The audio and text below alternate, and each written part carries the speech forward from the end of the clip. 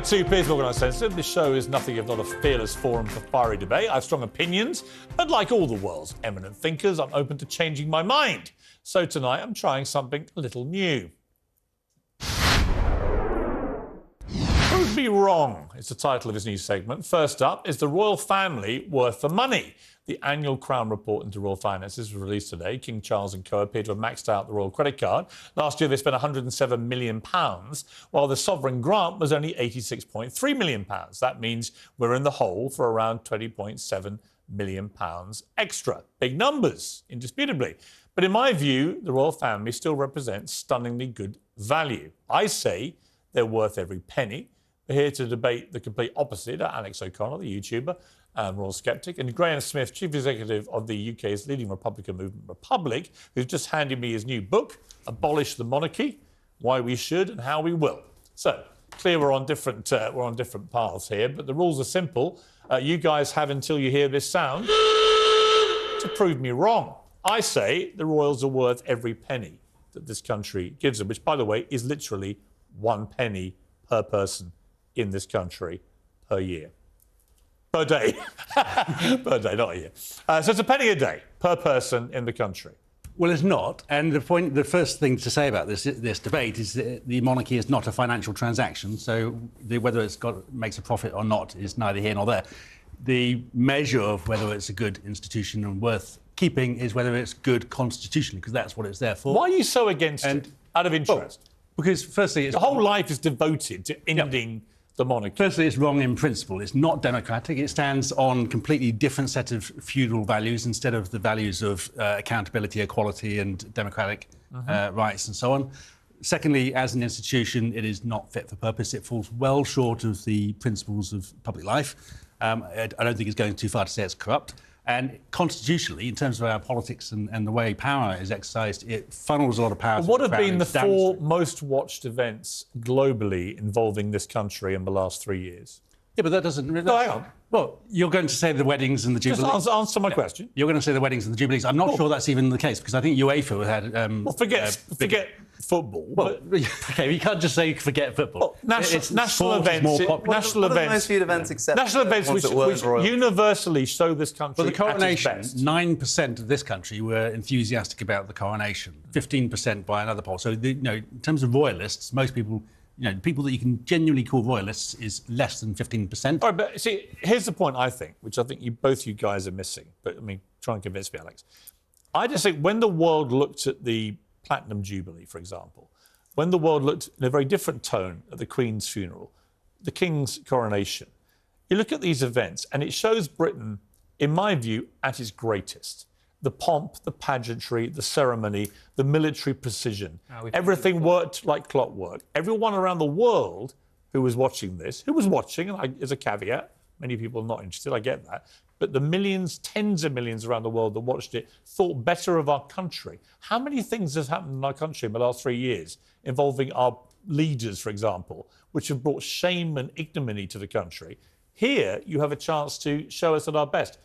What price do you put on that? There's nothing about the royal family that's brought us shame, in your opinion, that you've been sort of loads of things. Relentlessly as talking human about. beings, The idea that the monarchy sits above the politics they are as of the fragile country, as any of us. And you say, it doesn't help us to escape the various political scandals of prime ministers and presidents. Well, does it?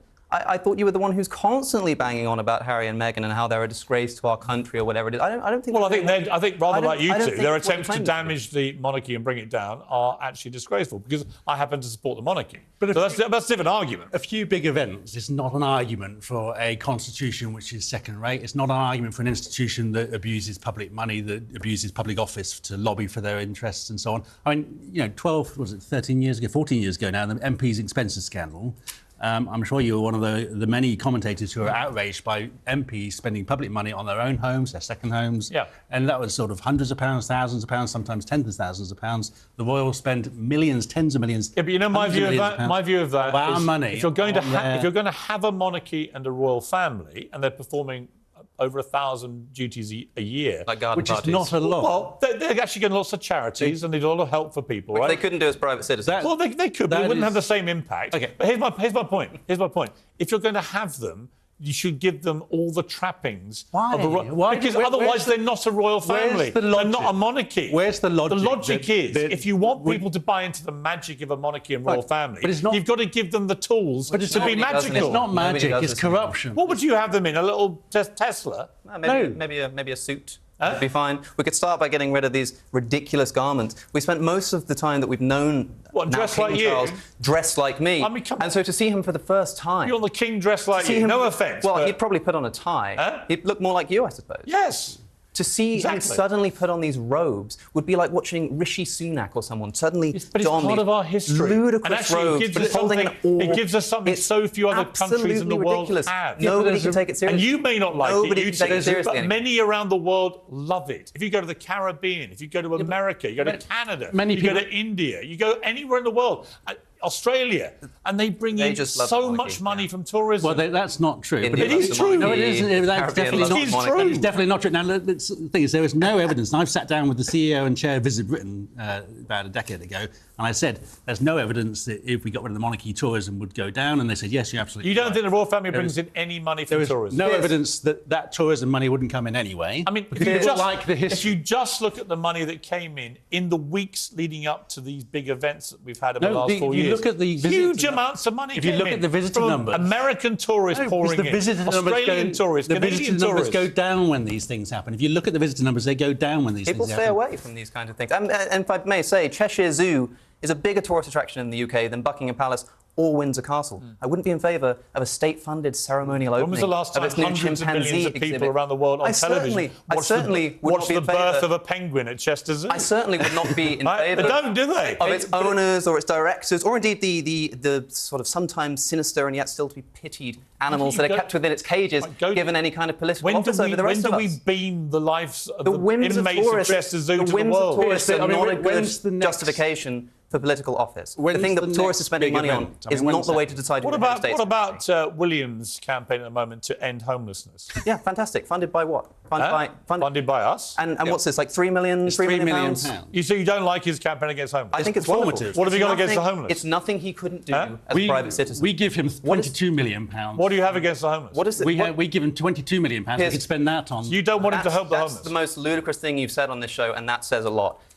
The bar is low, I agree. To say that this is something that requires royalty, to say that this is something that requires he has some kind of political office, that he's going to inherit the head of statehood, that he's going to become the head of state of this country, that's got anything to do with his ability here's my to thing. give £3 million to charity. I like talking to you is guys, right? You ridiculous. guys, you argue your case with great passion, but in the end, it's just a negative anti-argument. No, it's not. That's what you are. Not at all. The pair of you wake up case- every day and you think, how do I end this thing I hate? Why don't you just ignore it? It's a bit like vegan. I'll tell you what it is. We're having a vegan debate in a minute. It's a bit like vegans who run into steakhouses screaming abuse about Well, no, the meat. it's a bit like- if you don't like it's a meat, bit like- just go and eat it's a your bit- gruel it's a in a bit little like- restaurant in the corner. It's a bit like saying... Leave me to eat my steak. It's actually a bit like getting up in the morning and saying, I want to end homelessness because I hate it. I want to end the monarchy Quite right. because it is a bad thing. It's bad for Britain. It's bad for our governance. bad for Britain. It's bad for our governance. And also, It's for what not it's bad worth, for our image. 2 out It's of the 3 bad. It's times... purely ceremonial when it comes to 2 out of the 3 times that I've But the ever spoken about ceremony, this subject, the pomp, the and because you've pageantry- invited me to. Those are 2 of the 3 times that I've ever spoken about the subject in public. Yeah. It's because you've invited me to. So I don't think it's me who's banging on about this. It's not me who's waking up every day just desperate to see the Every end time of the we monarchy. call you, You're the one every who- time we call you, your answering machine says, if that's Piers, I'll do it. So don't blame me. The klaxon's gone. The big question, have you... I think we know where this is going on the first one, but have you proven me wrong? No. Yes. You haven't. Have we convinced you? haven't. Is another question. You haven't. The thing is, Read my book and then come back to me later. I will read your book, but I've got a pretty good idea what's in it because it's got Owen Jones quoted on the front saying a crucial, riveting polemic. And what Owen Jones knows about crucial, riveting polemics can be written on a postage stamp which judge it has for yourself. You're the quoted king, in it. which has the King of the United Kingdom's head on it, by the way, not Owen Jones's. Gentlemen, And God save him. a good well. Nobody indeed. else is going to in this country. Yes, they will. It's a lot more royal fans than you think. Gentlemen, good to see you. Thank you. Your campaign will fail, but it will fail with passion, and I admire that. I'll bet you a tenner. OK. Is that £10 with King Charles's picture on it? Yes, it is.